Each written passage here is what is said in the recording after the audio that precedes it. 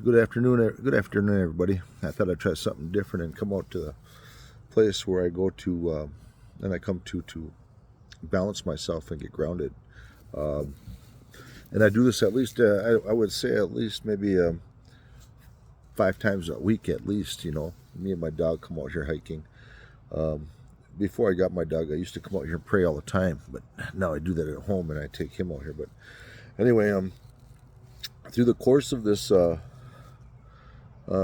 Through this last 8 weeks of this course, um, I've had time to reflect on a lot of things, and most of those things are how are my feelings on going into situations, And most of the time, when I struggle, it's either going to be when I'm driving because of lack of road etiquette, or it's going to be because of my job and things that I run into at work with other people's ignorances, you know, because people can have a tendency to, working in the security field, people have a tendency to try to provoke a response from you that's other than professional.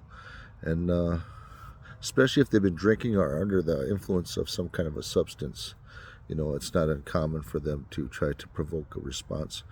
Um, and it's really important um, that you're able to recognize when this is happening. Now, in the past, I've spent a lot of time um, taking care of three things, in order to stay balanced and healthy, mentally and emotionally healthy.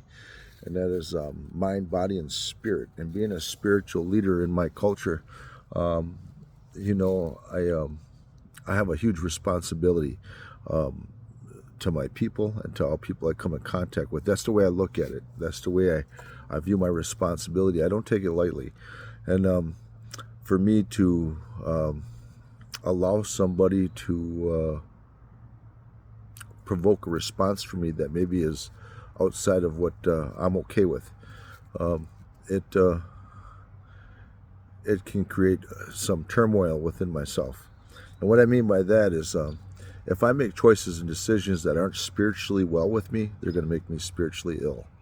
And if they make me spiritually ill, then it's gonna have a big effect on how I'm feeling about myself at that moment or in that day, because I failed horribly. And I know this from my own experiences because I'm not perfect, and and I run into situations that sometimes I do fail horribly. Um, I definitely try not to do that publicly, but even if it's by myself and I'm driving, say, and somebody agitates me and irritates me, um, and my response is to yell out some obscenities which of course they ain't going to hear. The only one that's going to hear it is me.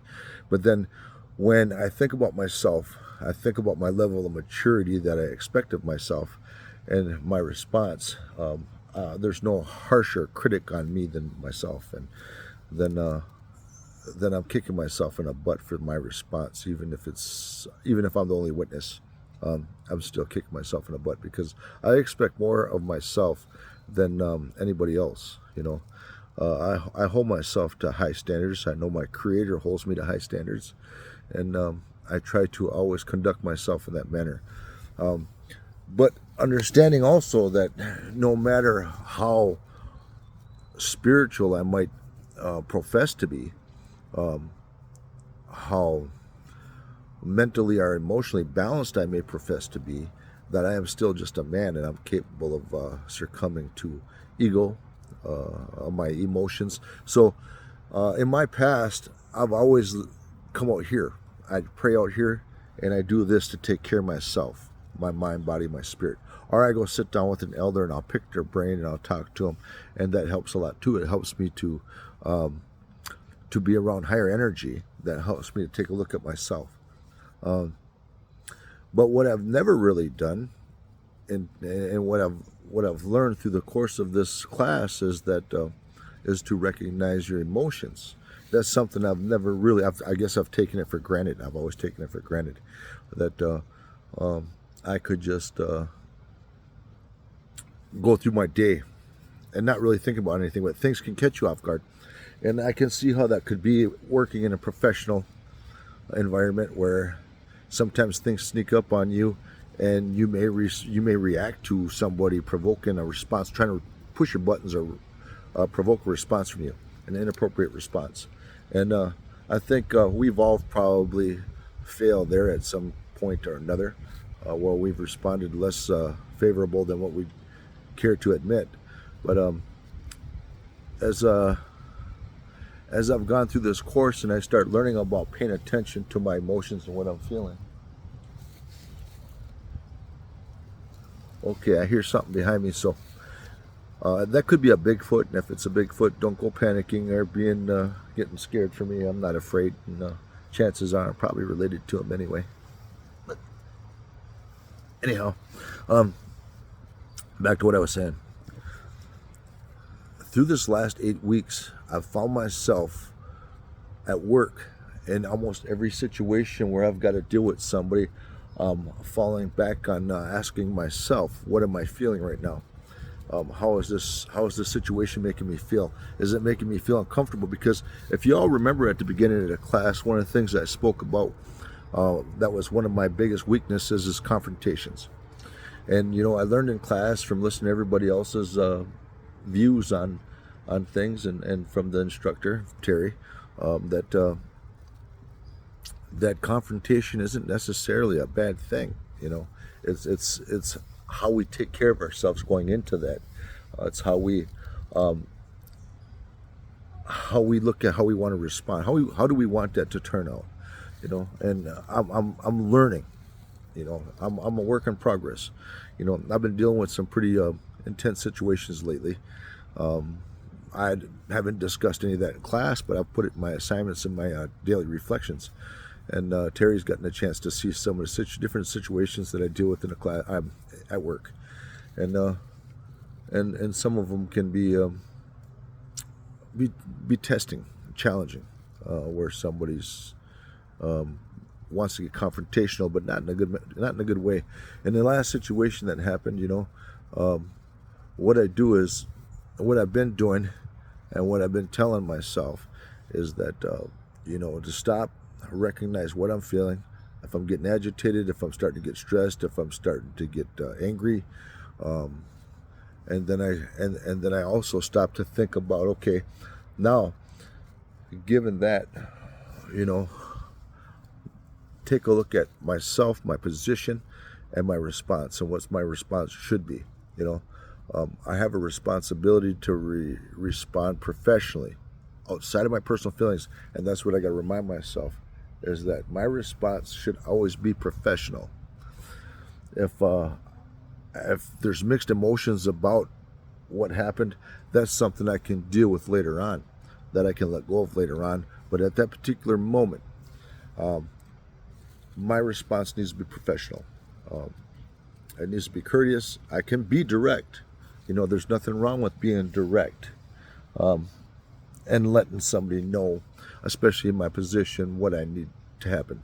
Okay, sorry, you've had too much to drink. You're done for tonight. I need you to call it an evening. I need you to call it a night. You're welcome to come back tomorrow, but tonight you're done. And some people don't take that too well. This is a public trail, so I'm just making sure that I'm not getting interrupted while I'm doing this video. That's why I keep looking behind me, is because someone or their animals may come walking through this trail, like me and my dog do. So anyway, the things I've learned in this class, I'm going to use in the years to come. I think that anybody in my position, I'm gonna try to encourage this when I talk to our department trainer, that this is something they should incorporate into training new officers on emotional intelligence, and I think I can see how this is going to benefit me. I am going to be applying for a position with my tribe as a recovery coach, probably sometime later on today or tomorrow yet. I'm going to submit my resume and my application, and this gives me a lot to think about.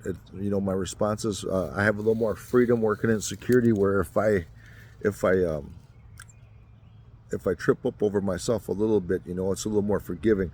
Where as in as a counselor or a helper in a community or in a behavioral health setting, human services setting, you don't have that kind of leeway really to be tripping up over yourself like that, and that's where this is really important, this emotional intelligence. And I talked with a friend of mine who has got a master's degree in psychology, and I've never said nothing to her about emotional intelligence, but I was asking her a question about assignment. She says, look up this and look up emotional intelligence. And I was like, well, it's kind of cool hearing somebody else talk about it too.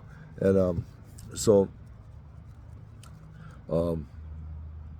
I intend to use what I've learned in this course throughout my life. And like I said, I wish this is something that they did that was a standard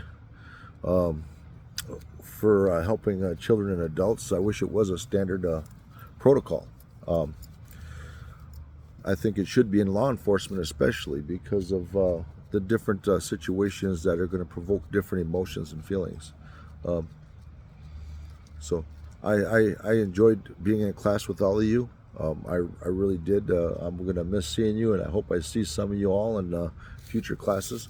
I'm going to use these tools on my in my daily affairs, and I find myself doing it even when I'm driving. If I'm driving and I find myself getting frustrated, I catch myself, and I've been catching myself saying, okay, what am I feeling? And I'm getting frustrated. Why am I getting upset over the need to feel like I gotta control what somebody else is doing? If somebody else is driving like an idiot, that's on them. I don't need to let that ruin my day or control the energy that I'm putting out around me. I can take a step back. I can take a look at what I'm feeling, and then I can down regulate. And that's a big word right there for me, because that's something that I'm taking out of this course as I move forward, is that word down regulate. And that meant something to me when I first heard it. And I read that in a book, down regulate my emotions.